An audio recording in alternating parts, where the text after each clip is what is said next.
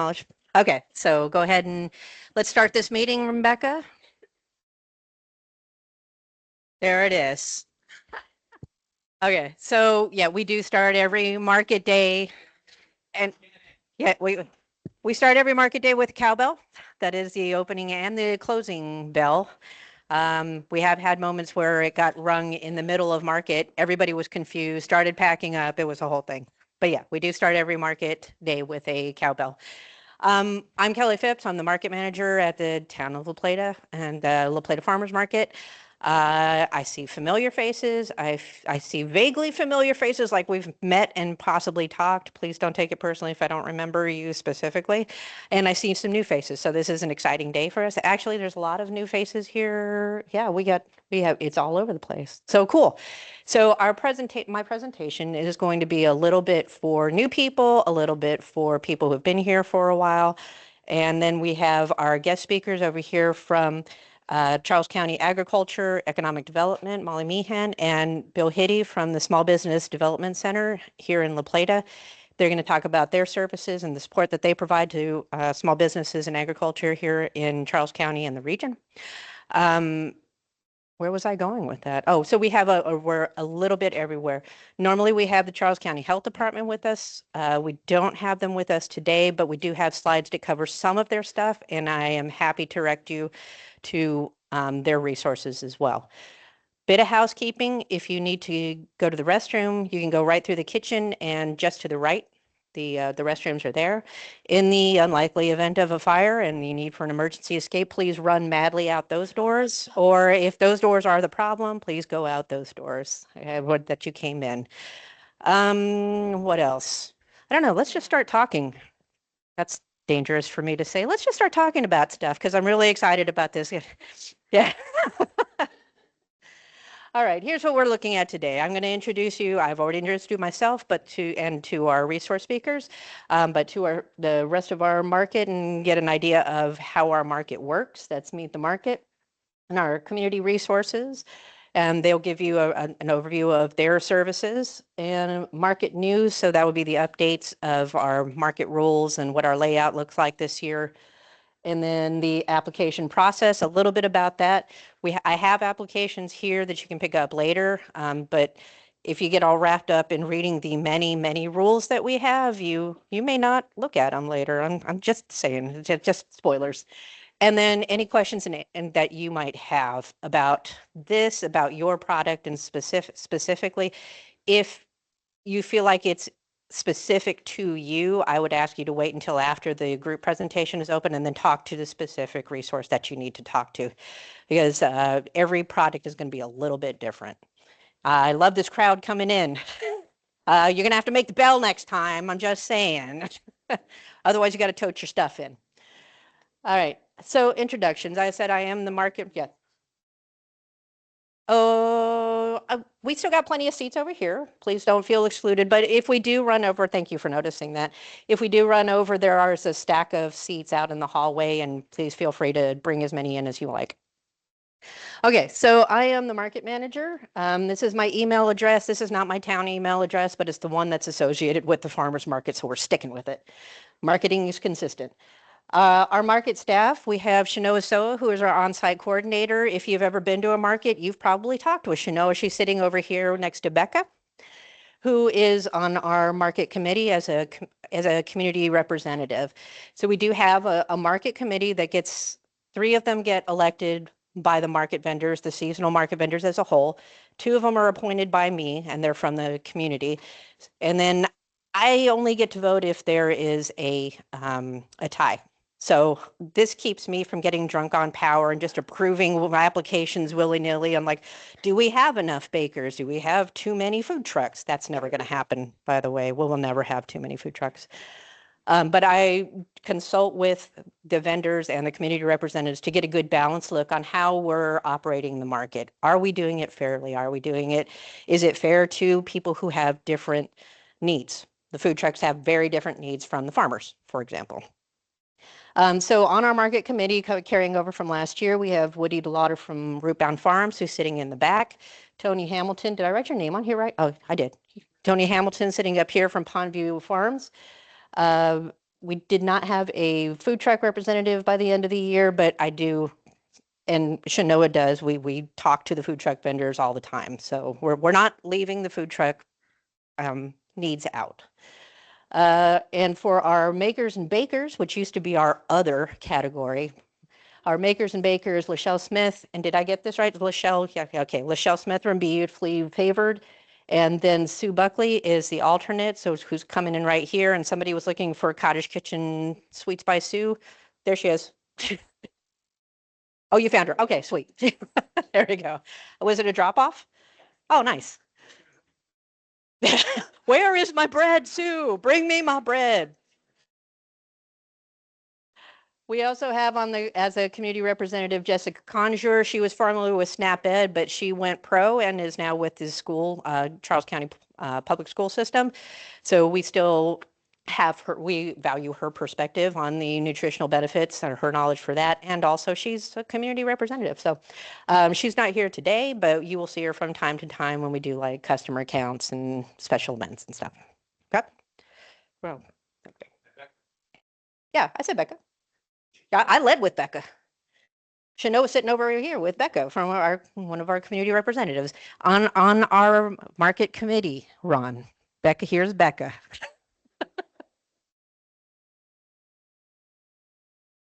Oh, and by the way, speaking of Becca and Shanoa, if you are a returning seasonal vendor and you were pre-approved and I told you that, you can go see Becca at any time during this meeting and go ahead and submit your application and fee, and we'll get that taken care of. Or you can wait until after the rules updates and, maybe change your mind. I don't know. For those of you in the back, if you would like a seat, there's some chairs stacked up in the atrium and you can pull some out. I talk a bit, so, okay. All right, so what is our farmers market? We spend a lot of time thinking and talking about our farmers market, and it's a lot of things. It's not just a place to sell stuff. It is a local farming outlet. That's how it started in the back of some farmers' trucks parked on a parking lot. Then came rules. So then we added things. It's our farmers market is also a community event and a gathering place, which my personal joy. A lot of people come to the market just to hang out and have the farmers market experience, and we love that. It's fine. We hope you'll come back and feel good about it. Eventually, they'll come back and shop. So just if you're just going to come visit, totally fine. It's a town-sponsored event. So yeah, I'm wearing the garb. It is sponsored by the town, which means we honor a lot of rules. And we may seem strict. We're not like other farmers markets that have a nonprofit running it and they have different goals. Ours is run by the town, and so to maintain our, government status, we follow the rules that are set by town, county, state, federal, all of those things. So if you have a product that requires a federal license, you're going to need your federal licensing. You need to prove that you have the right licensing for that. That's where that kind of thing goes. But also it makes it easier for processing paperwork and money. A tourist destination. I am also very proud of our farmers market being a tourist destination. We're regularly listed in economic development stuff, in Maryland Farmers Market things as a place where people from all over the region come, not just people in La Plata, not just people in Charles County, but we do get some good attention. You're killing me. I'm like, do you want chairs? You're welcome to chairs. They're out in the atrium, just outside the door there. Also, that'll make me talk faster. We are a small business incubator. A lot of you here are here today. This is your first time doing any sort of business. Love it. We're going to help you grow that. And we're going to do that not just by giving you a space to do it, that's very cost effective, but we're going to put you in contact with the people who can support you, like these kind of people sitting right next to me. That is their purpose, is to help your business grow here in Charles County and also the rest of Southern Maryland. But I don't care about them so much. It's a shopping center, and like a shopping center, like if you went into, I don't know, let's say St. Charles Mall, for example, and there were a bunch of stalls that were closed, or the market or the owner was there erratically, and sometimes it was there and sometimes it wasn't, and the shopping hours were posted, but they weren't open or whatever. Very inconsistent, you wouldn't go back. That's the kind of thing We have very consistent hours. People know when to expect us there. We are there from the first Saturday in April through the Saturday right after Thanksgiving in November from 9 to 2, period. Okay, sometimes if the weather is horrible, I will talk with the market committee about closing the market early or canceling. That does not happen that often because you are there to do your business, and we do not want to prevent you from doing your business and growing your business. So that's why the market committee is so important on this. And it takes a lot of pressure off of me, honestly, is to talk this through. Is this worthy of closing the market? So again, keeps me from getting drunk on power and just doing things willy-nilly. It's a huge learning experience for everybody every year. Something new comes up every year and we go like, oh, I don't know how to do that. Again, I'm going to go to the market committee. Sometimes it's a new law or a new regulation that's come into play. We have to adjust to that. There's no new permits, say, for example.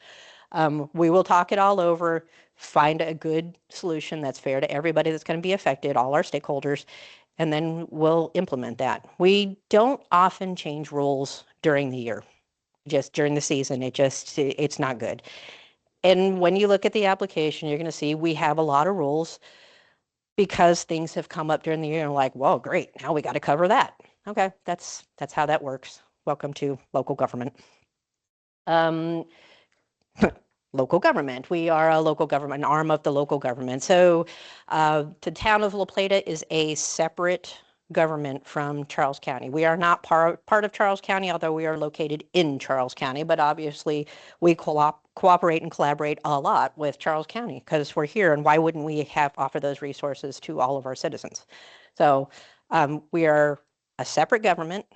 We're a separate independent municipality, so we have our own permits, but we still have lots of interest in Charles County government. I will be voting in the elections with everybody else in November because I'm a citizen of Charles County too. And a group project, which, yeah, snicker, group projects. Group projects are never fun.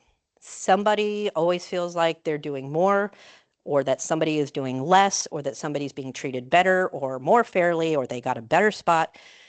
Let me open up with, there is no perfect spot at the farmer's market. There is a spot that works great for you personally, but none of them are perfect. We spend on the market committee a lot of time talking about how to assign spots. Is this going to work? And there are a lot of things that go into it. These people, I mean, imagine your worst seating chart ever. These people don't want to sit next to each other. Okay. These people want to sit next to each other. They want to sit next to each other facing this direction, and they want to be in this particular location on the map. And I'm like, well, you may get some of that, but there is no perfect spot. You may get a spot that you really like and you want to stay there.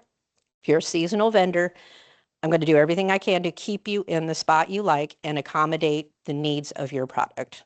And that can change from year to year. So there's a lot of flexibility in that. For new vendors, a lot of times I will put you in different places just to see, so you have that experience of seeing, like, if I'm facing this way, what happens? What are the challenges there? Do I need to move to a tent? Do I need to move my tables? And then you might settle on a place that you like.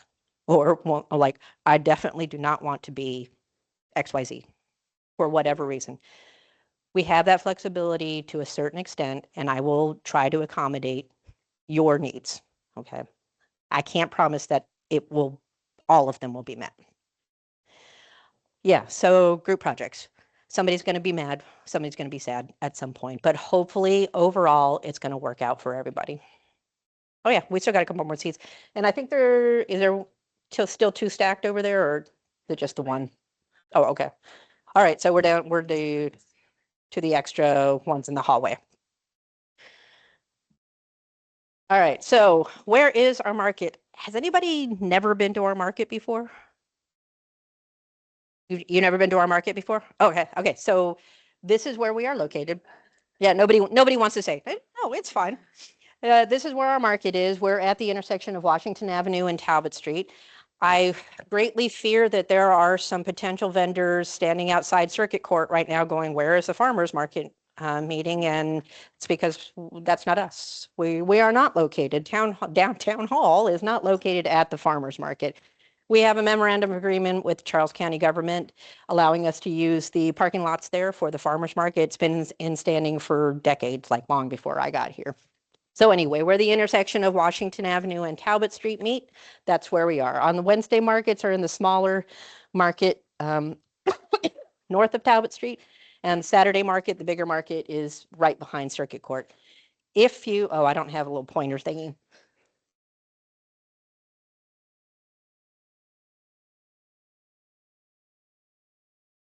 There's handicap parking there.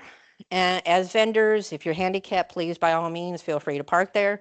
Otherwise, vendors should park anywhere else, but there in that parking lot and not up against the building either. Those are reserved 24 hours for the like process servers. So just don't park. If you don't have to park up there, please don't. That's where I'm going. Everywhere else is fair game. Normally for Saturdays, you'll be parking up in the either across there in the Charles County government parking lot, which is huge, or across the Talbot in the overflow parking lot. On Wednesdays, you can park, opposite. So you can park up behind the courthouse. Oh, let me go back and are there any questions? I'm like, I'll try to remember. Are there any questions about that? The market layout. This is a general process. This is not a hard line where you're only going to be, if you're only going to be there, say once a month or a couple times this season, you're only going to be in the yellow side. That is not the case. Generally, when I'm assigning spots, I'm going to assign seasonal full-time vendors in the blue area. But some seasonal full-time vendors have requested a spot in the yellow area. We need better names, blue, yellow. I used to call them Market Classic and New Market, but now that that's different people. So we have some seasonal vendors who are going to be in the yellow area. There's no stigma at all to being not among the seasonal vendors. They're just spots. And they're spots that work for some people and not for others. And again, this is something we can work out. The food trucks are located around the edges because they usually have generators. And if you are sensitive to sound, that might be an issue for you, depending on where your spot is. Some of the generators are loud, some of them are not. Some of them are silent. It's a thing we work out. We do have rules about that, but we'll try to accommodate whenever possible. Any questions about the layout? Yes.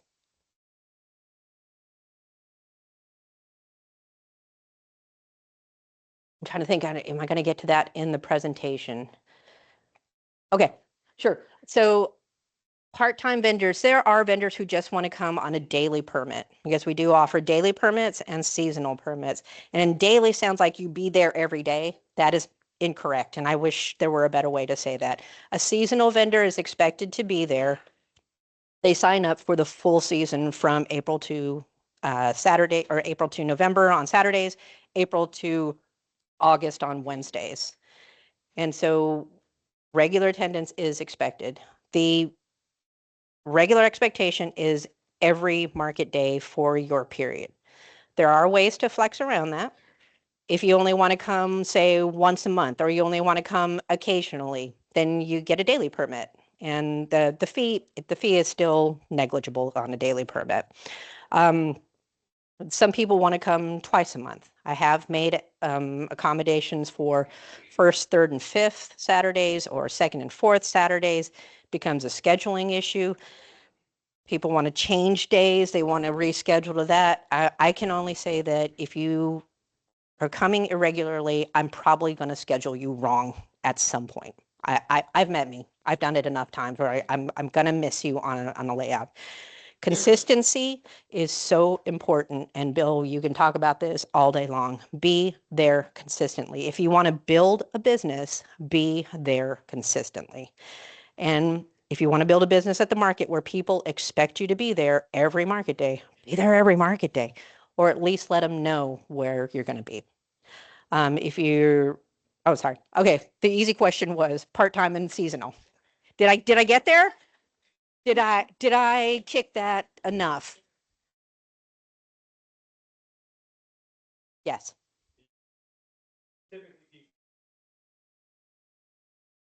Typic, typically.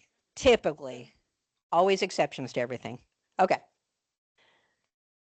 The market layout on Wednesdays is in a horseshoe kind of formation. Um, we do have the Charles County Mobile Library coming. Yeah, they come every Wednesday until, yeah, they come for the whole season. And then the Tri-County Mobile Job Source, I can never say that right. They come once a month. Last year it was on the third Wednesday of the month. And they provide job services for the community. You've probably seen their van traveling around. We do on occasion have other things coming in, but generally it's Shinoa, quarterback in the Wednesday, and 9 to 2. Oh, I didn't do the Saturday market. Oh, yeah, I did. That was the blue and yellow. Okay. Yeah, we're good. Okay, what can you get at the market? And I guess more to the point, what can you sell at the market? We have farmers selling vegetable, fruit, meat, honey, plants. Yeah, anything that grows is eligible. Food trucks, shaved ice. You're welcome, Ron. Number one. Thank you. Donuts, coffee, cold drinks. Kenneth, I'm so glad I heard from you. Cold drinks and hot food. And Jillian's Fair isn't here, but Jillian's Fair is coming back, so take that off your list of worries. Um, Everything in between. So this is where I already lost it. Makers and bakers. This is where the makers and bakers come in. Jams and jellies, baked goods, crafts, art, local crafts, your local craft beverages, your adult beverages that are locally created. Molly's Brewery has been with our market at least as long as I have. Longer than you? They start with you? I mean, as long as I've been with the market, which started in 2018, Molly's has been at the market. I'm sorry, I'm going to stop talk too much about alcohol. All I'm saying is local craft beverages. We have a wide spread of stuff. But let me just caveat this. Not every craft is going to be sold at our market. And I am the ultimate approving authority on the crafts, and I'm really picky. I am going to hurt somebody's feelings in this room and many people's feelings over the course of the market season because I will not approve this, that, the other craft. We have a lot of talented crafters out there, and I know a lot of work goes into doing those. I'm just going to say that the farmer's market may not be the venue for your particular craft. So when you look at the rules, there's a lot of things about the more handmade, the better.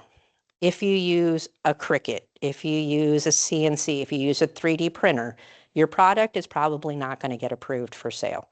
That doesn't mean you can't ever come to the market. We just got to figure out how to get you to a product that will get you to market. How do we get to yes? That's my thing. My thing is not like, how do I keep you out of my market? How do I get you there?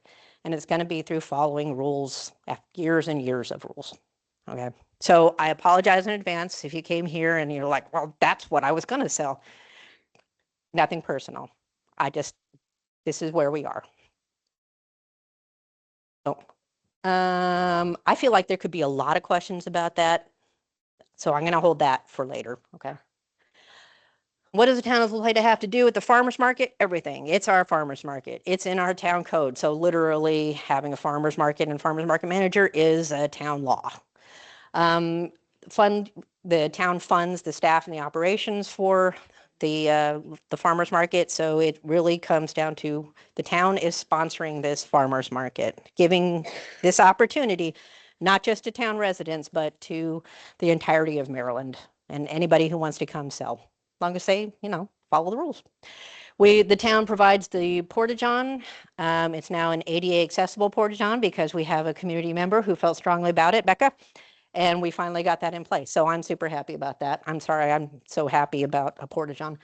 The town supplies and equipment, so the safety cones, the signs, the trailer to store our stuff in. It's very unsexy things, but all that stuff has to be paid for, and that's on the town.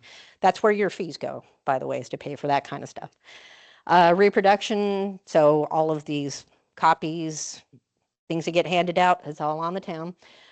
Purchasing and safety equipment, I already mentioned the cones and the signs. All of that stuff comes out of a town budget, and we look at that every single year. Do we have an appropriate budget for this?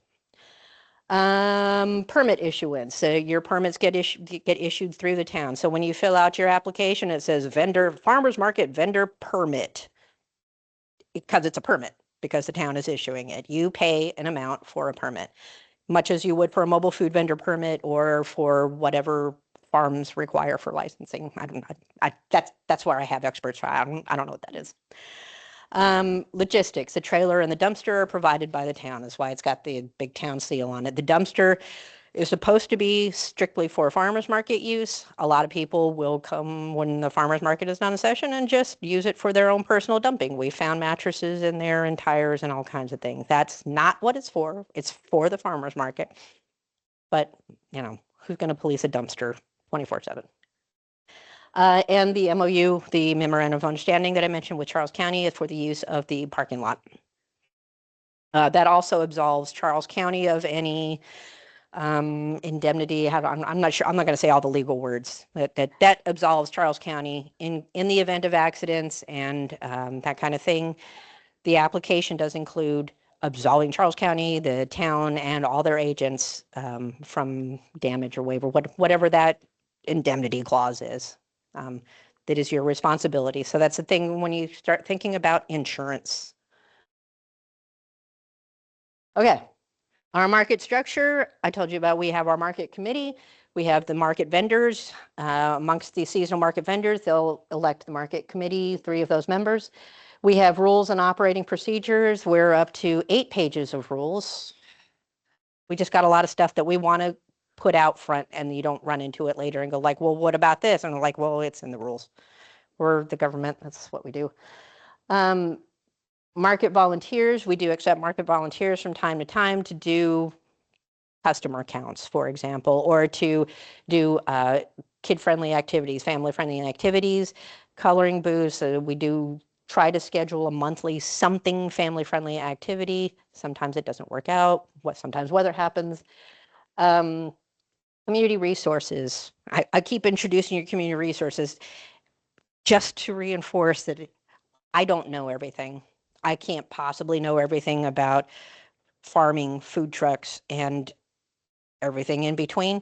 I am probably going to direct you to somebody else who is an expert in that. Okay. Community outreach through information booths, activities, live music, sponsorship opportunities. We have live music every once in a while. The house friends used to come like once a month and just set up and play music, play bluegrass.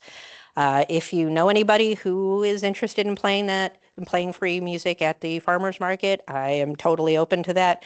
And I would ask, just like I will run it through the market committee and we'll see if it's a good match for our, market vibe. We're not a hip hopping in place. We're a farmer's market. We're not that cool. Like we're cool, but not that cool. Federal laws, state laws, county laws, town code, these are all just kinds of laws and rules. All of them apply. Just because you're coming to the farmer's market and we have 8 pages of rule, that's in addition to everything else, not in place of everything else. And then we have our budget, and that's set up in the annual budget process, which I'm in the middle of right now, and ours shouldn't change. I don't see ours changing, but we have some money for marketing and, signs and banners, all the things that as a business, you're going to be paying for: your banner, your tablecloths, your canopy, your tables, all that stuff. Okay, so that's what goes into our market. And then, part of our market is the certified grower program, and this is for farmers. It's a farmers market. We have farmers who grow 100% of their produce. And if you've ever tried to grow a tomato, you know how hard this is. And to bring a variety of produce every year, all season, that is healthy and local and sustainable, it's so hard. So we do have this certification program. The farmers themselves, they cross-check each other. So it's not like they could get over on me and go like, oh, well, yeah, we'll just tell the farmers market, we're totally growing that. No.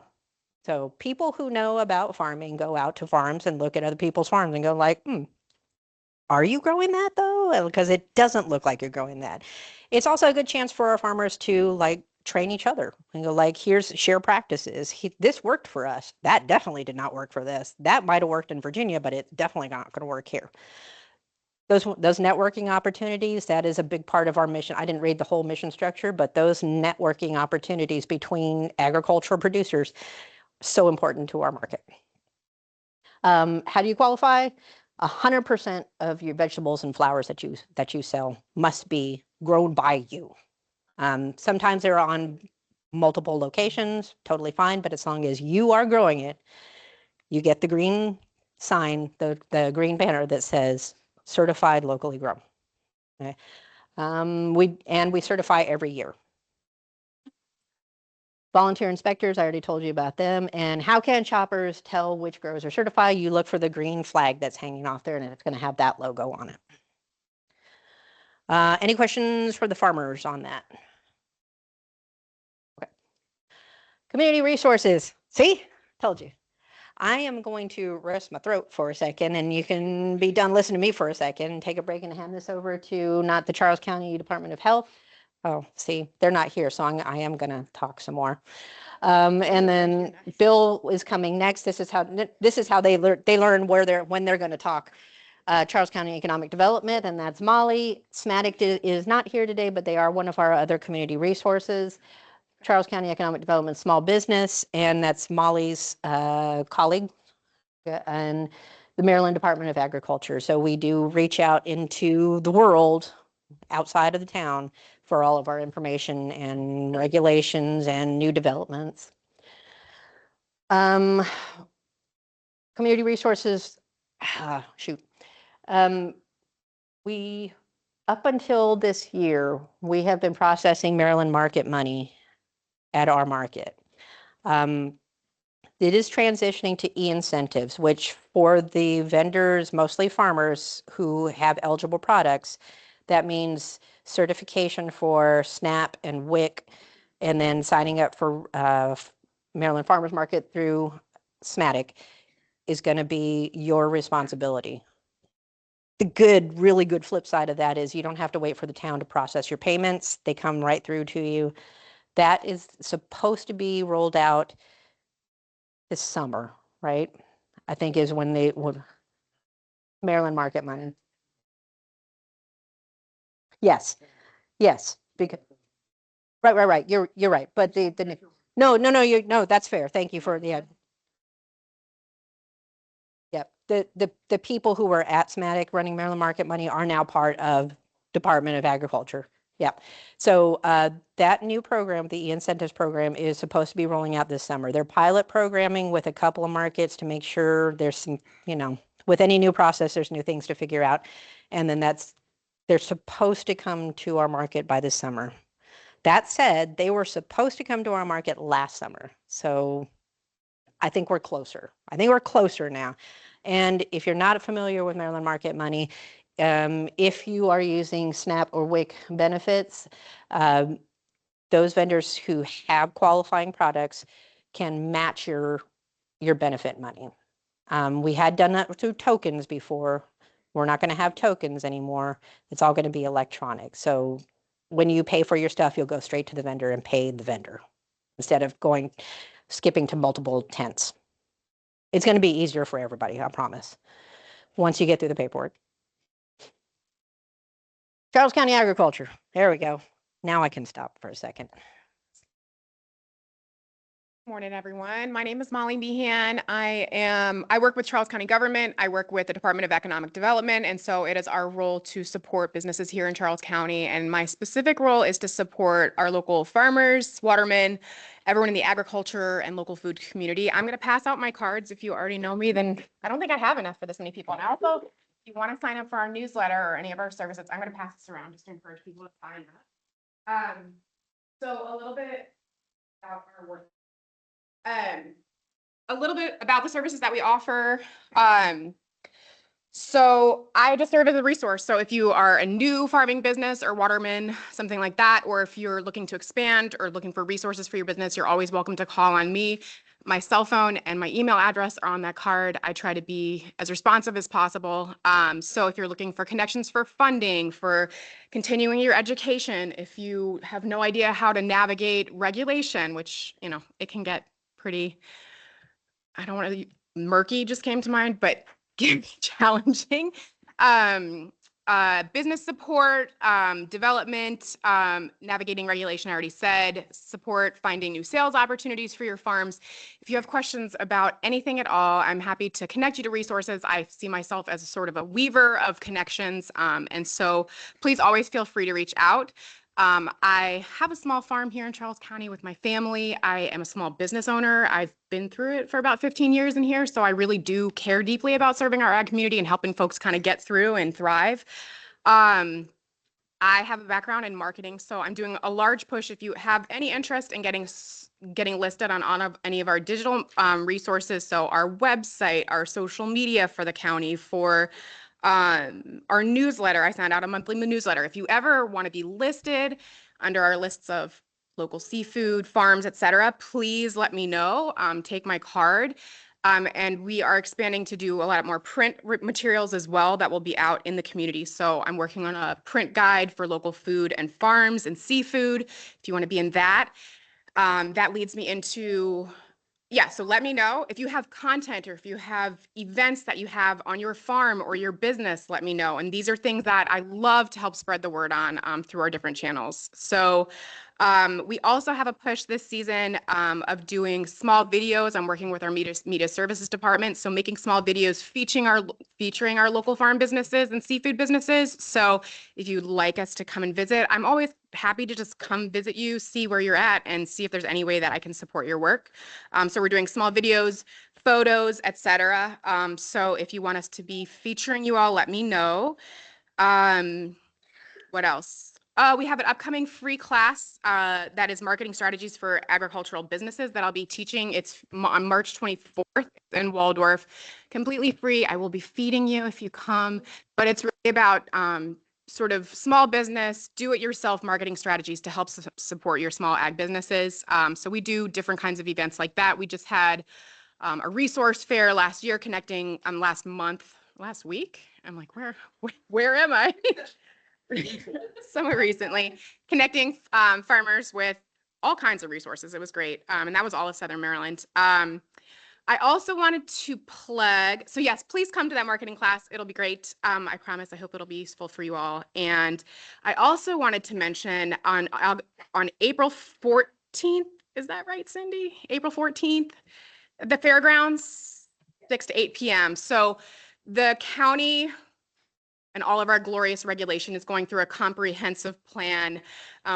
We're doing this only happens every 10 years. And so I highly encourage our agricultural community to come out and let us know what your needs are as far as regulation, like what's working, what is challenging for you in your business. And I know it's tough to come out. So it's April 14th from 6 to 8 p.m. We will be beginning to kind of spread the word more formally on that, but please come out and participate, because if you don't, then how will we know what the farming community needs as far as regulation, or how will we know what is supportive or potentially harmful? So, and if you don't come, email me and let me know what you want to be considered. And I always on the back end am pushing for farmers. Did you have something?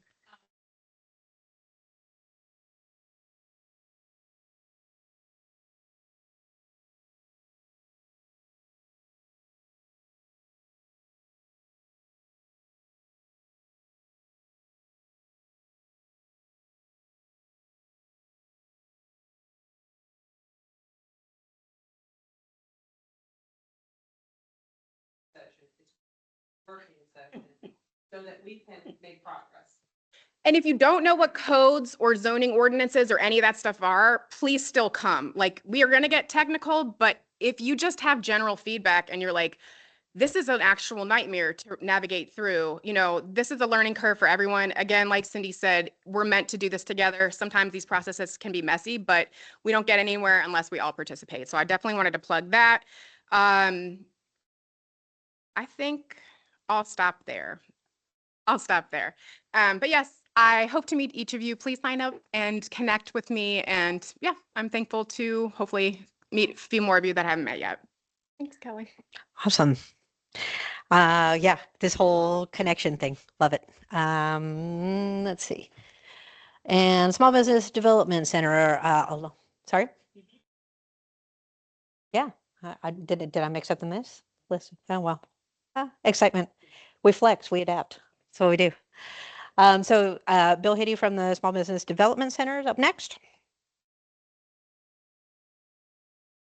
It's at Waldorf. Yeah, so the free marketing class is at Waldorf West Library. I can't remember which meeting room we're in, but if you email me, I'll send it to you.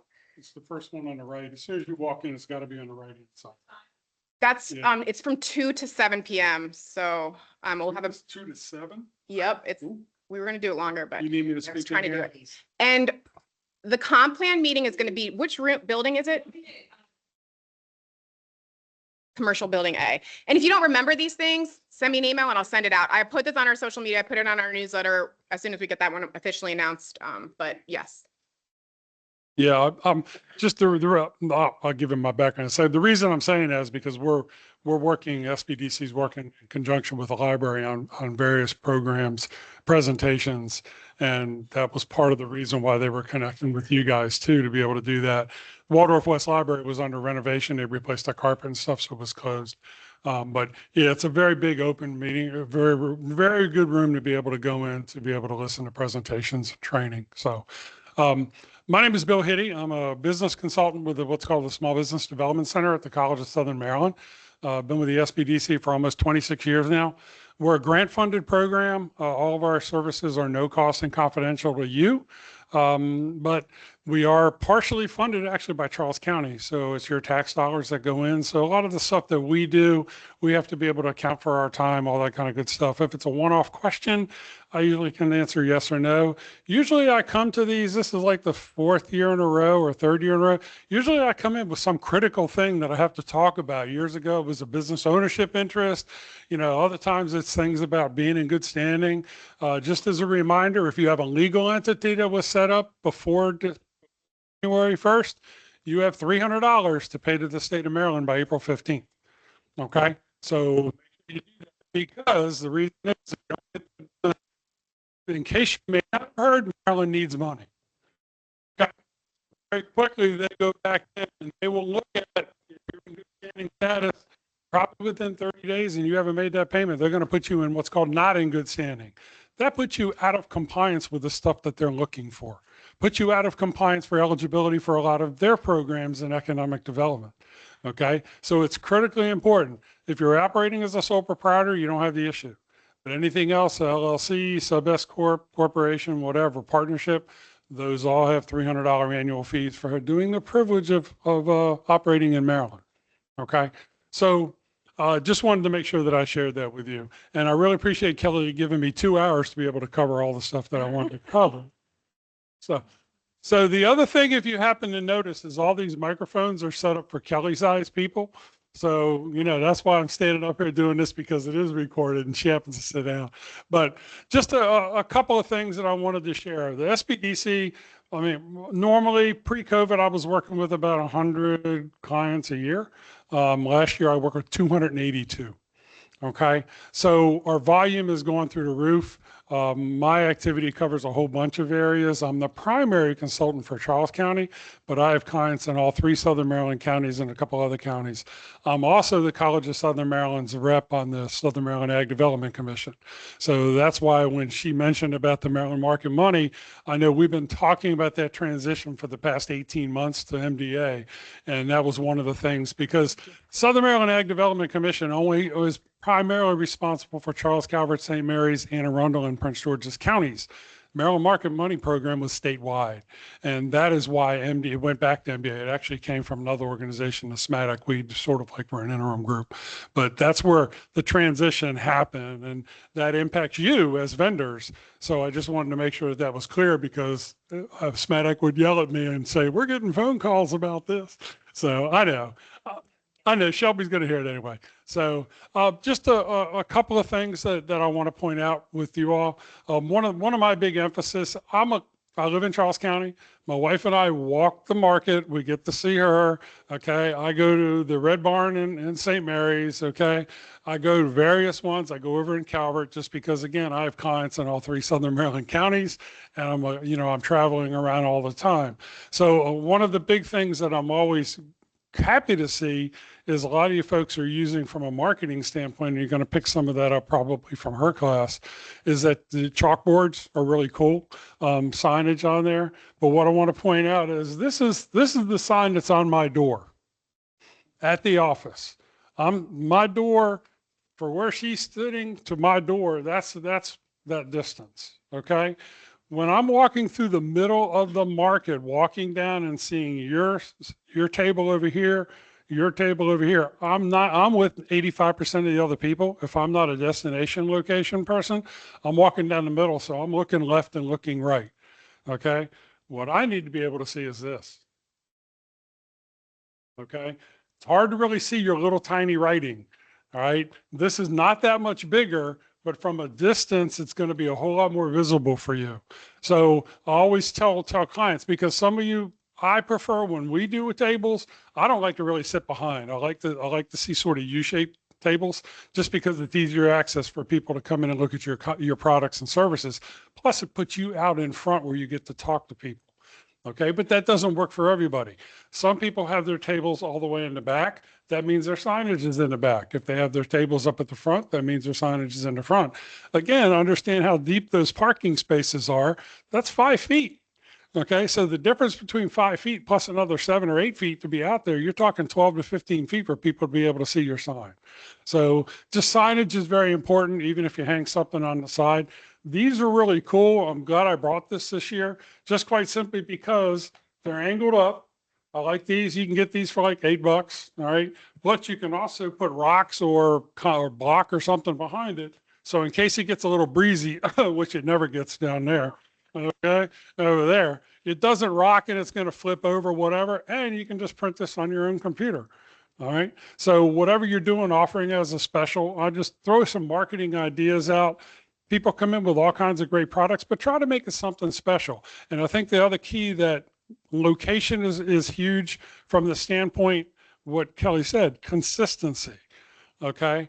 It's fine as long as people are coming to see you. If they know you're in the same spot, they'll come back. And at least that way, if you're a destination location, they'll come back there. What they don't want to have to do is wander all over the place, try to figure out where you are. That's where the social media side comes in. And also I was talking to Molly, because there are a couple of other farmers markets that are going in the county, and we're having that conversation. I have some clients that really, this one doesn't fit them, understanding my client, because they're new or they have a product, and it might be good to test drive something at another location. And that's fine. And they only want to do it periodically. That sort of goes back into the question that she had earlier, is what is sort of a part-time and a full-time? Okay, y'all that are full-time, you know what full-time is.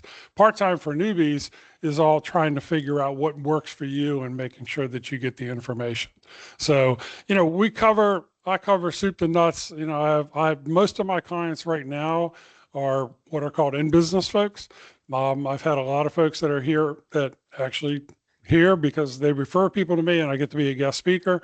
I'll be able to hang around and answer questions from that standpoint. But we do have what's called a pre-venture early stage consultant now that is fully funded by Charles County Economic Development, because they're getting the calls just like we were for assistance. And they said, hey, CSM, can your SBDC create a part-time position to handle startups? She doesn't have a whole lot of background in the ag stuff. I've got a lot of background with the ag stuff. So, she and I can co-counsel on that kind of good thing. But from that standpoint, I'm still the primary consultant. And again, I'm pretty in tune with what SMATIC's been doing. I've been the SMATIC rep for CSM for 20 years. So yes, I'm old, but that brings a lot of information.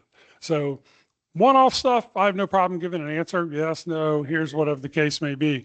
But, sitting down and going through and saying, okay, here's some steps that are needed in order for me to justify, and that's our report that goes back to the county too, is what impact that we have with the county businesses.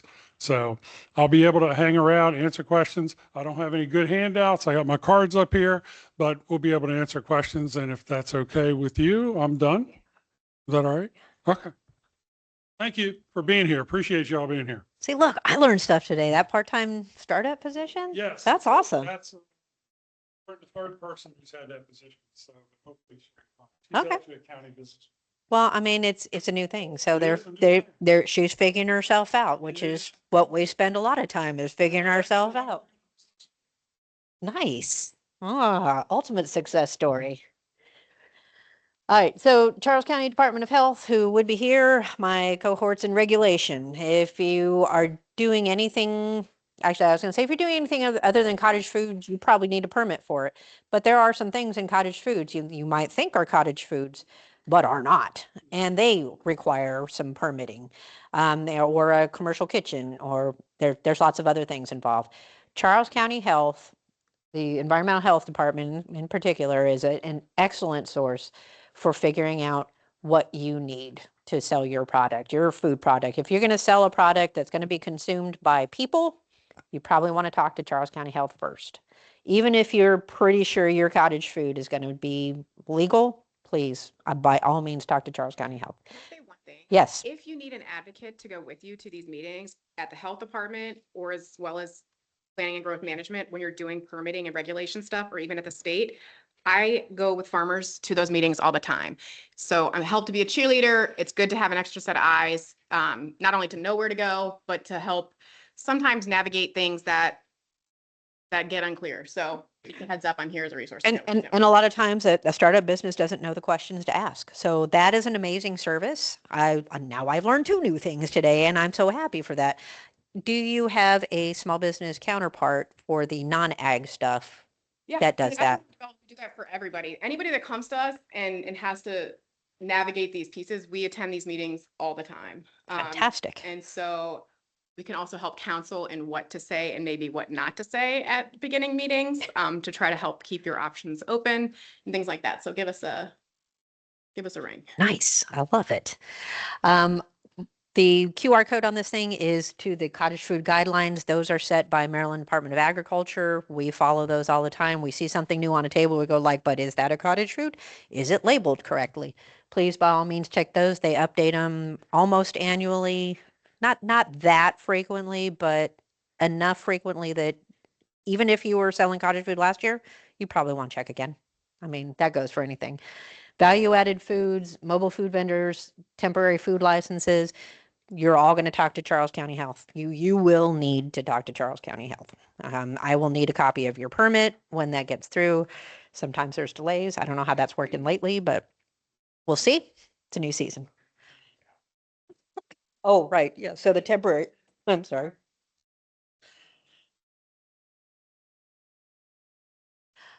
Yes. And this networking, what's the latest on that? Ask another vendor. They know better than I do, guaranteed. For cottage foods, a lot of times people will think, if I can cook it in my house, I can sell it as a cottage food. See, I cooked it in a cottage. That is not the case.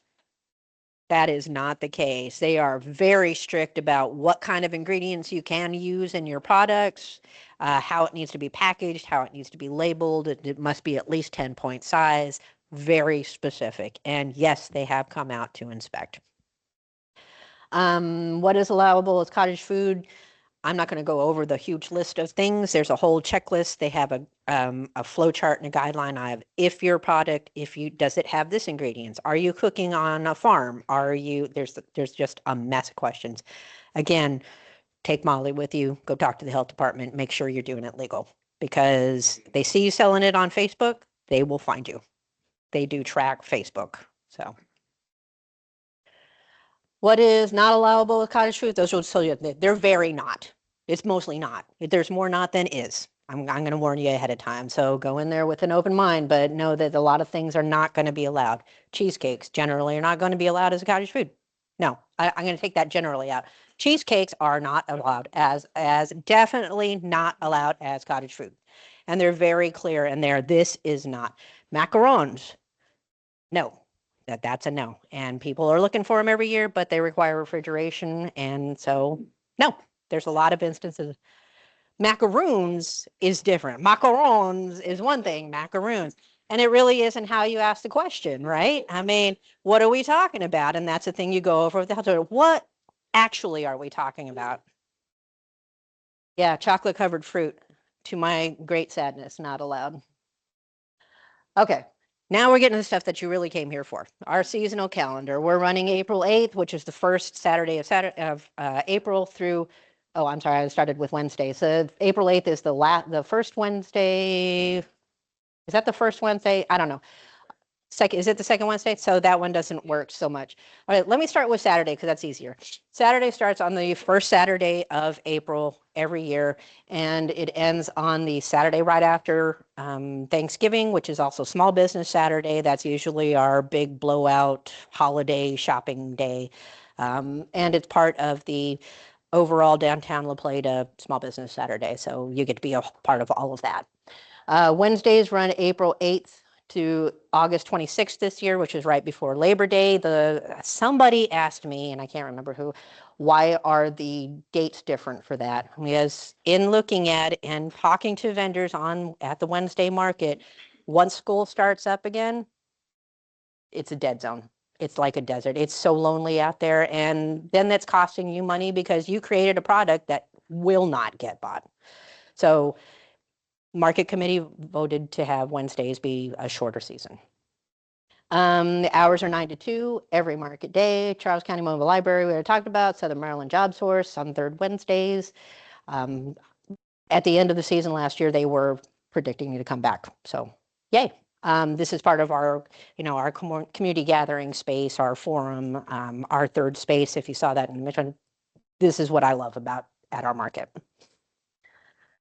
Our season of calendar, we usually have some kind of events. I did mark some significant dates that we're not necessarily going to be observing, but that you might want to think about if you're coming to market. So our opening day is on the 4th and Easter is on the 5th. That is coincidentally why our market starts so early in the year. And this was from before my time, was to take, I don't want to say capitalize, but capitalize on the Easter weekend. And it starts spring. And who doesn't love going to the farmer's market? That's like, for a lot of people, the farmer's market opening, and you may have seen this on Facebook, is like the marker of spring starting. So we're it. Opening day on Wednesday is April 8th.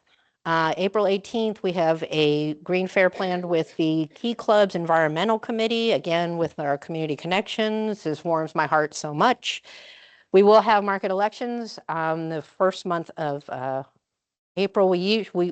Last week, I think we voted to have the last week of April. So you get a chance to meet the seasonal vendors and be a part of that participative setting. So you will get to vote for a seasonal vendor. If you're a seasonal vendor, you get to vote in the elections.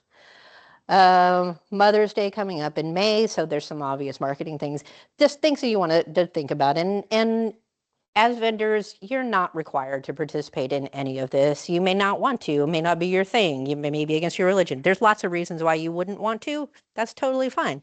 But we will have that going, and it has a marketing opportunity to say that at the market, we're having this day, and people come and they see everybody's wearing Hawaiian shirts.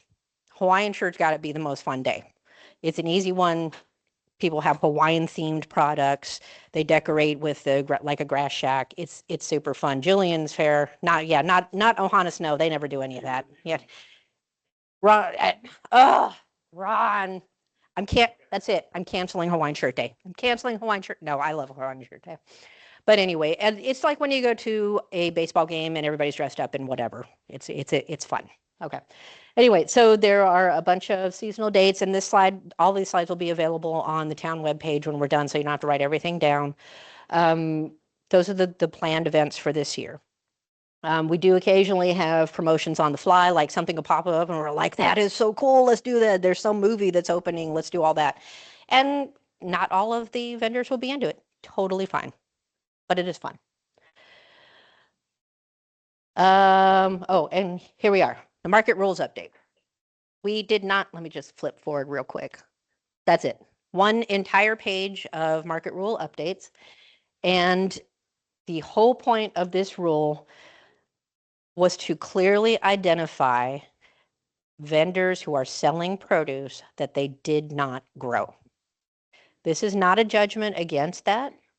For a lot of people, that kind of produce is the only accessible and sustainable produce that they can buy. And for a lot of people, that's why they're coming to the farmers market. They're looking for the fresh produce. For a lot of people, however, who want to know where their produce was grown and how it was grown, it is important for them to know that that produce was not grown by that grower or by that vendor. Okay. And we have that a little bit with the certified grower certification. But just to be clear, because a lot of people will walk up to a vendor and assume they grew it, made it, whatever. Just to be clear, we will have a vendor clearly marked as a reseller this year. Okay. Any questions about that?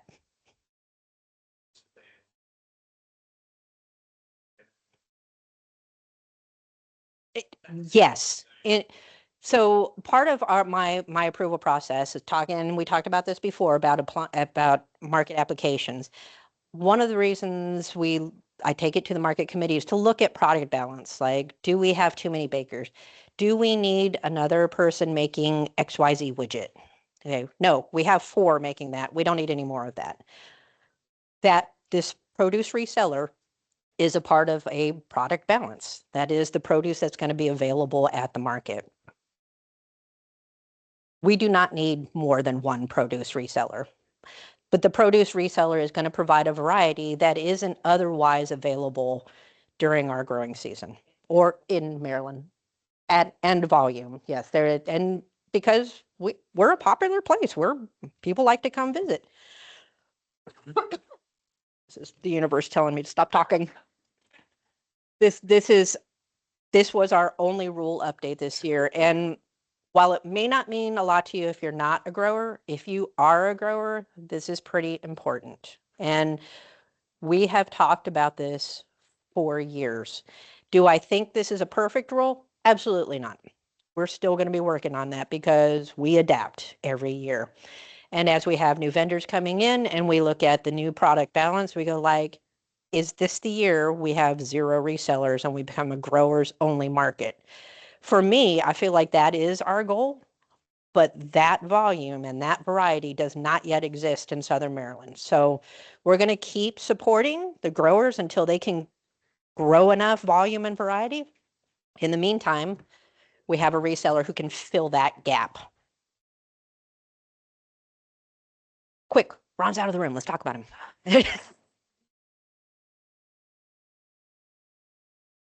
Yes, it will be clearly signed. Shanoa actually be responsible for getting those signs to it. We will be providing the signs. So, okay, absolutely. Is that sign going to be specific? No, it will be for that vendor. Yes. We are well aware that that vendor does not grow any of his produce.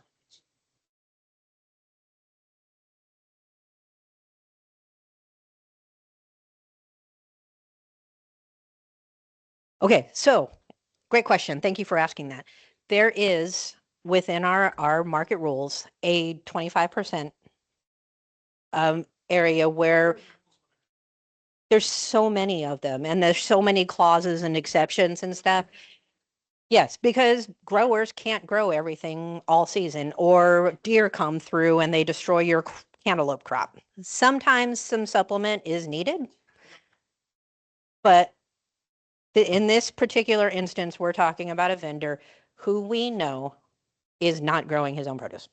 That's all. Okay. Our fees for this year so far are the same as they were starting from July 1st. We run by fiscal year because we're a government. So these fees will be good through June 30th. They may be going up slightly July 1st. I think they went up $3 on Wednesdays the previous year and $5 on Saturdays for the seasonal one. There is a slight discount for seasonal vendors on both Wednesdays and Saturdays. And the application process. It's not that hard. It's a lot of writing, and you had to sit through all this talking to get to it. But please do your homework first. Read the rules. Read through the rules. If you're baking a product, go on the Maryland Agriculture site, look at the cottage food guidelines, talk to the Charles County Health Department. I hope I put all this in there. Yeah. What kind of packaging and labeling is required? What about sampling? That's a whole separate question. Just because, and see, I wrote it in here, just because you can make your product in your home kitchen, it doesn't mean you can sell it to the public. Yeah. Read the market rules. Visit the market and talk with the on-site coordinator. Shanoa can take you in and out of the whole application process, what works, what doesn't work, give you lots of great suggestions on things that she sees daily at the market. And if you have a craft, please talk to me. It's gonna come back to me. Submit your vendor permit application at least once a week in advance. I've met me. You probably want to do it longer in advance. Be very specific about your product and your process. I need to be able to understand it and explain it to the market committee so that they know that it fits within our product guidelines. Again, we're trying to get you to yes, so don't hide stuff. Tell me stuff. Send the email email your application to that email address, or you can drop it off at town hall, but do not enclose a fee until you have an email from me that says you are approved as a vendor on a particular date. Daily permits will be reviewed by me and the vendor representative for that. I usually end up just asking the entire committee anyway, just because I value all of their opinions, and everybody, as a group, we all see more. And seasonal, I will 100% take it to the market committee to vote on whether a particular vendor fits our venue and will be a seasonal vendor. Okay. I won't approve a seasonal permit ahead of time, ever. When you get that email notification from me, you can pay the fees to, it says market manager, but I will delegate that also to Shanoa as the on-site coordinator. And we are currently only cash, check, or money order made out to town of La Plata.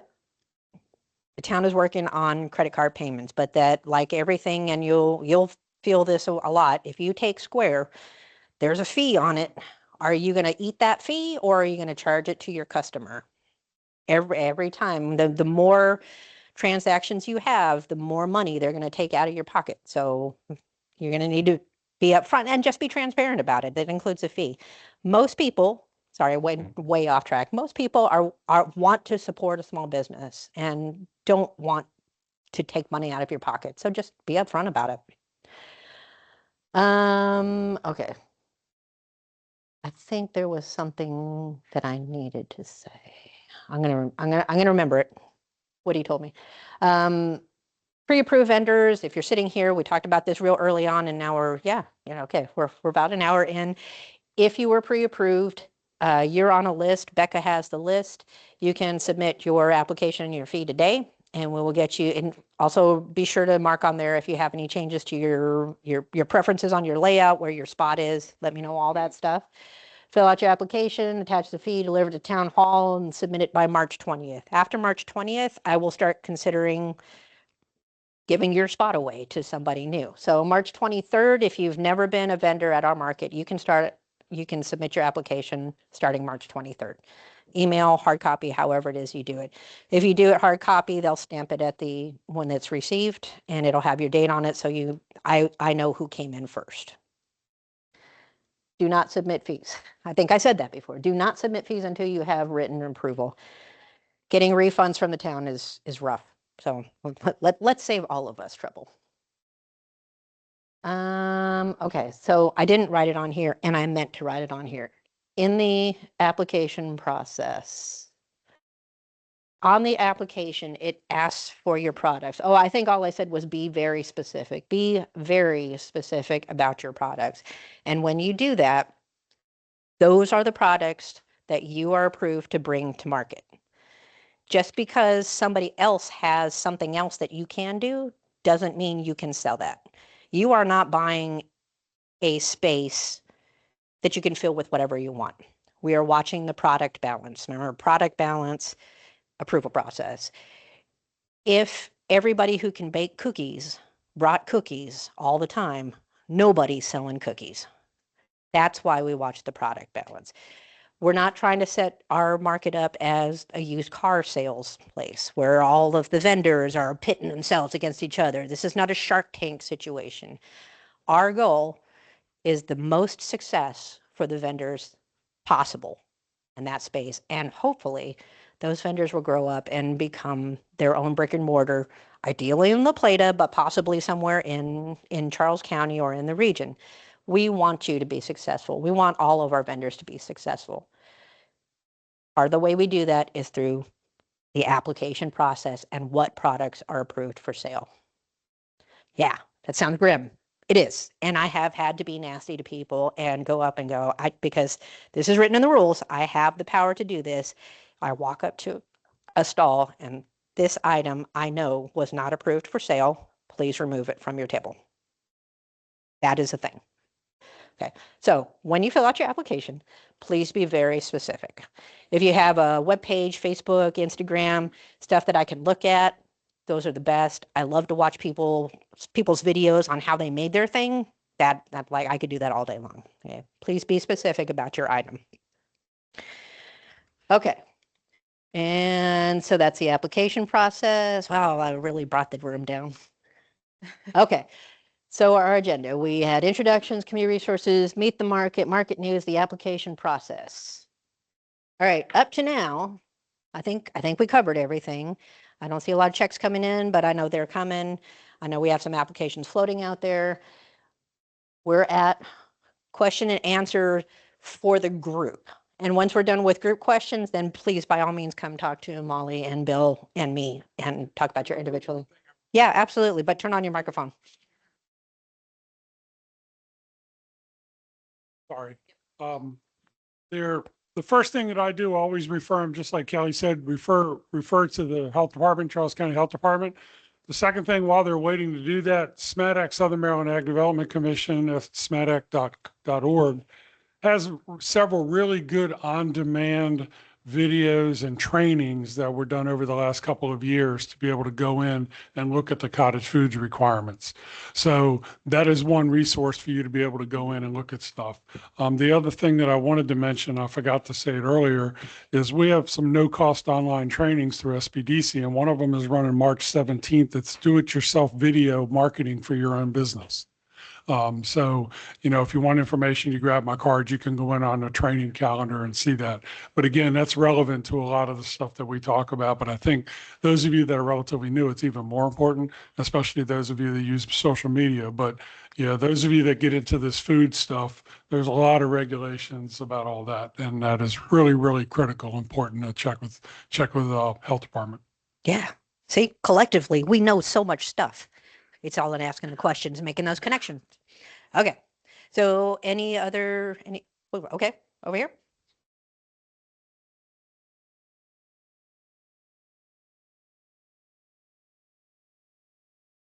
Can you sell backyard chicken eggs? Yes, absolutely.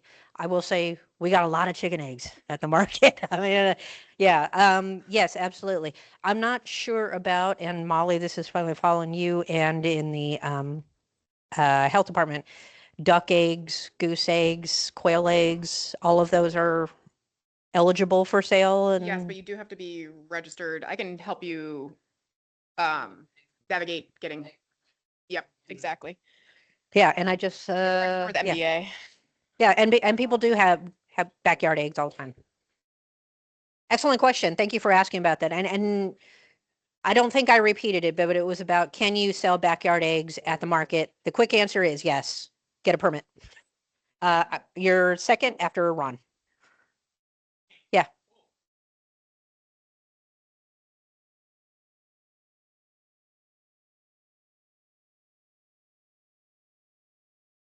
Uh-huh. And in that, to exempt any town fair. And in other words, the neighborhood calls you as a food vendor. If a neighborhood calls you, wanted you to come out in order to do something like that, maybe good, just this. Click, oh, good. Email that I just received recently, that also is now going to be town events. Oh, The question is that going to be required? wow. Okay, so let me unbraid some things. Let's see. So you're talking about town events like 4th of July and the concerts. Okay, so the farmer's market permit is only for the farmer's market. The mobile food vendor permit that you're talking about does not apply to us. Oh man, there was a crossover before, wasn't there? I don't, This is,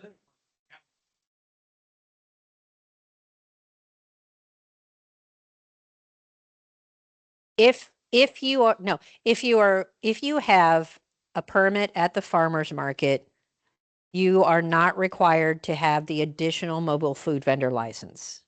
If you are at a special town event, now you are required to have a mobile food vendor license. So that is news to me also. That doesn't say a lot about our internal communications. That's very embarrassing. But now I know that, and that is a thing that we can share. So again, this is where the input from the vendors is very important. So yeah, that is new this year. Interesting. Huh. Okay. So that was about mobile food vendor permit here at town, because there is a mobile food vendor permit that is not required to participate at the farmer's market. Okay, that's a whole separate thing.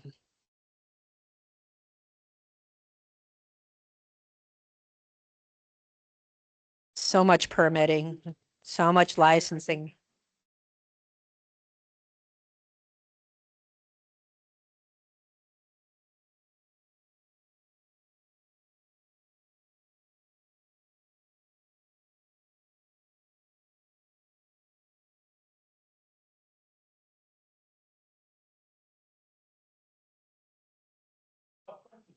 think about it.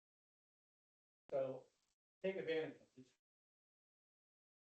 And it's your taxpayer dollars paying for it. So, yeah. Okay. And, oh, yeah, sorry.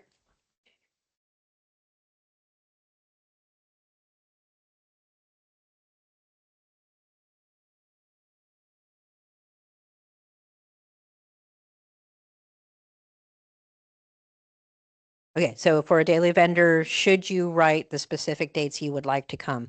Yes, by all means, let's make our lives easier, both of our lives. You may not get approved for those particular days, depending on what vendors are already there on that day. So like, I'm gonna say, say you're making candles, and on a particular day, I have 4 candle makers scheduled. I'll approve you for 3 of your other dates, but not that one. So that happens. Excellent question.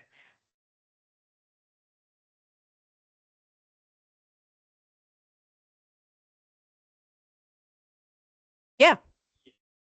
Yeah, you can schedule in advance if it makes it easy for you to plan out your summer, because we are going to cover a lot of your summertime. To plan it out ahead of time and go like, I know I have to be at the market on these dates. I already committed to that. So I'm going to go to Ocean City on some other weekend. And we get cancellations all the time. I get annoyed. I'm a person, but it happens. Life happens and we get cancellations. There are, in our rules, we have accommodations for that. Yes.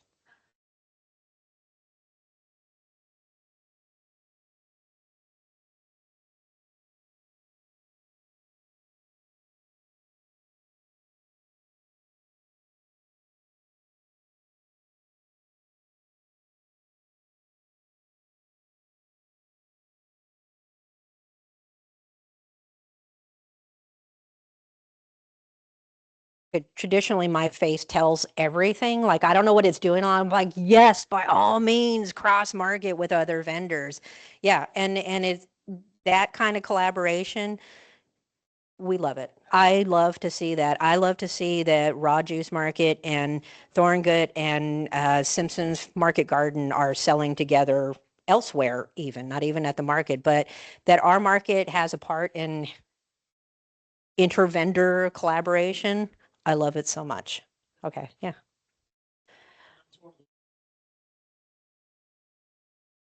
Mhm.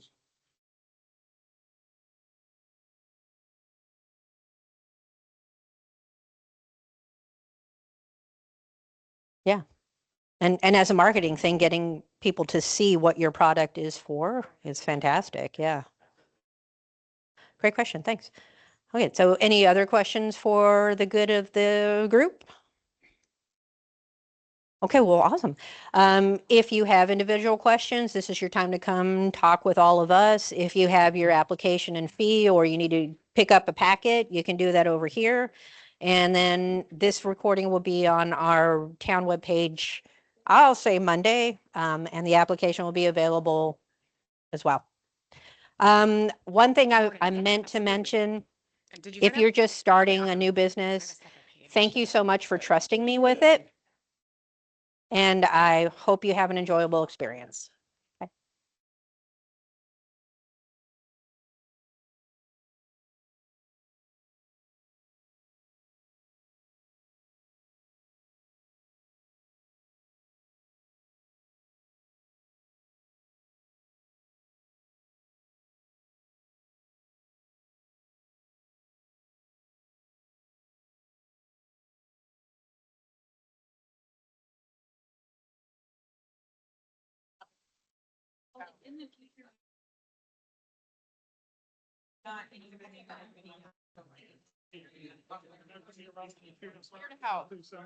Say you were here. If you want to send me an email, say you were here. For sure, the market. Awesome. You say you're here, but I'll already send your registration. Okay? Good luck. Good luck. My daughter loves reading books too. Yeah. Yeah. You Yeah. can drop me if you can find. You So, can register online. do you have a board certificate? You have what? A board. Send me an email. Yeah, it's terrible. Play a farmer's market meeting. No, it was the road was stuck between the trailer and I went to party. It was at the same time, it got tight. Just told me to call. Just ripped the tip of my finger off. Yeah, You control me. I'm just get volume, it's just a lot easier. Tell me what No, to you. it kept on working. Life's a lot easier. That was a good comment. What'd you think? Yeah, I'm sorry for thoughts about that. So- Very good. That's That's my daughter. I can, it's not like she's up to who, that's why we work. They say, "What's to do?" Right, that's what it's. So I said, but, Yeah. I know. I was- because we gotta make sure that it's. That's- Yeah, I think it's great. That's when I feel sorry for like county commissioners and stuff. I have So some. it's at work, it's national program. Yeah, so Yeah, we're, it's even yes. it's what's called, it's the SB, we're funded by the SB, but we don't represent. Yeah. We don't put us in charge of stuff because they give. Right, it's gotta be. So, is this your boss? And that's not the same pay, but If you're less than employed, you can it's say like 45,000 or something. You know, you get paid $18 an hour. Right? Maryland. Yeah, I was thinking it was like 90 or 100,000. Cindy There you go. showed me the paperwork. It's like, no, she's like, I wouldn't do that shit for that. Well, thank you for your time. It's literally a full-time job. It's back in full-time job. Right. Mhm. It's a lot, but yeah, man, But I guess if you're aspiring from upward government, maybe go be a senator or something like that. I don't know. I don't see. He doesn't give me credit, we're gonna be in trouble. But I'll probably soon be I more also advanced think. because Like, he needs my to hair figure out is. the facility needs to give me the next. That's why I like. About that was nice. Stand up. Get You wear that for show, or do you do horse stuff, or do you do anything else related to agriculture or farming? Anything? You wear it because you like it. You know. Is that the only one that you have? Yeah, so, like, That was well, it? definitely, you got one more term you can do, right? They just figure it out. You all really? I thought, got one guy gets. How old are you? Yeah, I only think one of the guys said that it can be okay. How old are you? Yeah, they were at the 13? Who knows? their library or something like that. I There's didn't what? know, it was Saturday morning. There's 3? No. They were talking about the date Saturday. That's pretty good. I That's know. so good. I got 4 grandkids. I got 13. I mean, I actually feels about it, but I was glad he did it. My granddaughter, my grandkids. So they've been broken down into littles and the others. Yeah, for my grandfather. Yeah, that's what they said. They got 3 of them. One of the last things he said to me, he said, your friend, you like that? Yeah, it's supposed to. 6 months ago. A variety of things. I mean, one of the Defines content, and I'll say, what does that mean? Major counties going, and, you know, people don't vote because of You're right. reason. Okay. Homeschool, You got Vote for- currently published? homeschool? Some people do that, Okay. guys. Some people work for me. So, for my construction. area. Okay. Why does it, that doesn't even make sense, you know, but uneducated people think You like publish the this. stuff yourself? Okay, cool. Yeah. And they have actually essential things. You've got. All sorts of stuff. They Yeah. want to. I don't know. I don't feel like I can just, but like. Yeah, we're gonna come across, Yes, 4 months, I've come across 4 different people that are it's right. gonna be like small. And I have one lady who, she and her kids write comic books, and the kids are co-authors. The kids are co-authors. This is really That's cool. what I had. I'm looking. There you go. Where do they go to school? They're all homeschooled. They do anything at CSM? They do. Tons of CSM, tons of homeschool. Yeah, get it, right? So. That's not bad, Big but, thing you know. is, like, Don't touch it anymore. Okay, you're good. Yeah, it's crazy. CSM has. Somebody texted me yesterday. In Southern Maryland. I They started mine. worked out a lot of I was like, okay. And then homeschooling we programs kept talking. I said, with how many kids you got? homeschool. Yeah. So have the kids come Two. Exactly. I just said, classes and some other. good. Send me an email and I'll get you the connections if you want to do research on who they talk to. That, like, they always let. Yeah, there's a ton of kids that go on there. Send me an email, I'll get you connected. And there is also any sort of help for her, like, No one ever. we have she does the things for the business, but it's not really like set up as a business yet. That's what I do. That's okay, so. So then we bought it, but it's like. Absolutely. I That's. thought they would change you first, right? So then they kind of put you. Okay. And Yep, then on we the can other take side, that. like, kind of like. Send me an email you want to talk to. And that's a guess. Yep. Wants it, like, and we're- Yep, just send me an email. You know, It's the easiest way, but I get 80 emails a day. But I said, just put in there that I talked to you at the famous office market. Put in there that you're in the office. They're contributing and stuff, so I'm not just. For agricultural stuff. I've I'll let you know who you might want to talk to and try to get connected on that side of the fence. Then I can get your information in. It's easier. Okay. Yeah, before you get it. All right. Take care of those eggs, eat that hack clean. How do you wash that? Start out, Not gonna have to be red. hopefully like vegetables. Boys are not allowed to mess with that hack. Well, Yeah. space, but. Oh, they're not allowed to mess with their sister. The rules of the house. Rules of the house. All right, good meeting you guys. Y'all take care. You have a great. Yeah, right. You take care. Are you waiting for me? Is it you that's going? What do you know? Like, when I say local food, I'm talking about like the way you can. My question. Is in. What businesses? System that we want to. There's just such a. More rain. 18 businesses in Charleston. Getting to this real Yeah, business stuff. so, yeah, it's definitely. It is very. We got a lot of opportunities too. Yeah, it's gonna be fun. You're doing a good job. So, man, Yeah, we appreciate it. I don't know. We'll see. It's, my least favorite part is just be sticky. thing Yeah, on the back end. differentiation. It's real tough. Do that. Because you want to, you really want to help folks along, and then it gets nasty sometimes. Right. Sometimes you just gotta get down. Yeah, it's part of it, it's part of it, and What's right is right. yeah, and so, Tell stories. I mean, I think a lot of that stuff is just gonna be from Talked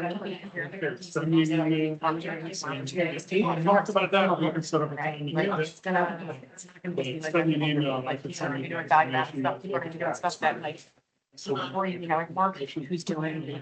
It's a shit, and it's like, okay, well, we haven't seen that before, but They do. people are gonna need different amounts of things, and it's gonna look different, so we gotta. Yeah. Different, Yeah, something wants to sustain, pay the bills, Just like finding ways to help bills, so I need to read it, finding a way to do it, so. Yeah, have fun tonight, I hope it's great. All right. So dinner and dinner's gonna be. I don't know, but anyways. I guess I'll see you, I'm gonna need to get this. but there's not one this month. She has other things, 28. You guys can hear here. So, yeah. Okay. March 20th. All right. Don't we have fun? You're gonna pick No them problem. up. Yeah, the young people that make our cards now. No, but I do know, and I don't know I'm if used there's to a being fire up meeting. front. I don't know if there's gonna be a meeting or not, like there is one, but now there's that permanent meeting to see. 28. So, Okay. So, we're not even beginning this month because it's tonight, that's why. Right, that's what I'm thinking. So that, it's April, which I don't know if there'll be actual permanent meeting or does that come. Are you gonna cover that? Good.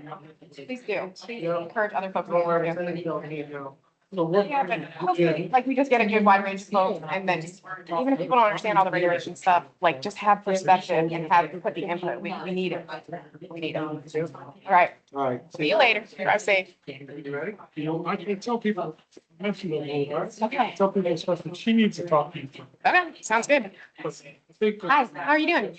Good. Hi, nice to meet you guys. We signed up for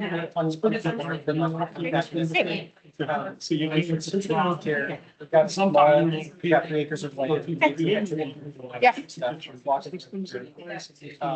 You want to start helping things that other things that Something. we have some bushes that we want to plant. We need. Hey. So we want to expand our chickens and that kind of stuff. Right now, we're in the limits of our first release. Business, like as a business. So. No, I'm just mentioning like. What I was basically. I just wanted to say that we keep them focused. You were at a church last year?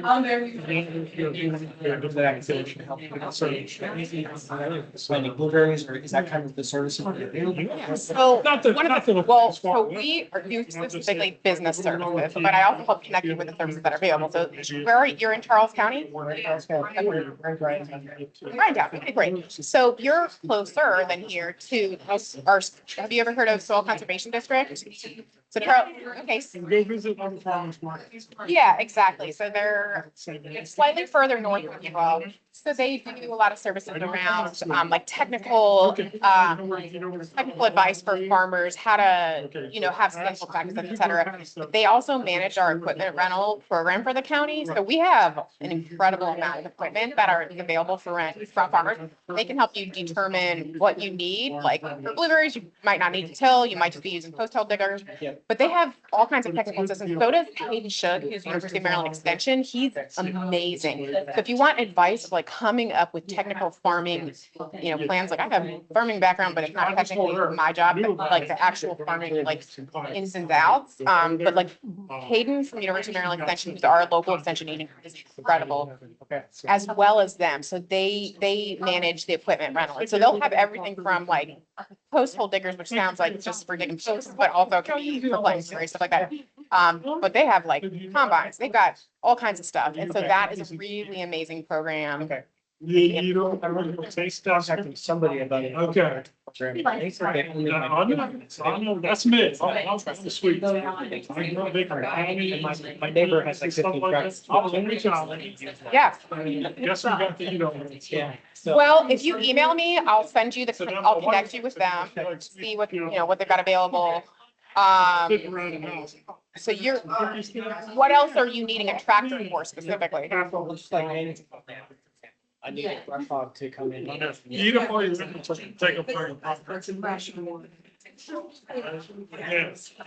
No, I'm actually, they may just have implements now that you're talking about it. So Chicken. if you don't, like a lot of times people get relationships with other farmers who come in, like we have somebody come in and talk on our farm. Like I don't have a tractor myself. Yeah, I've got more like acreage than you, but we don't necessarily keep it mowed all the time. Like some of it I let go for pollinators and things like that. So we have like just one good like zero turn mower and then like whenever we need to just to prevent it becoming forest, like we'll bush hog every couple of years.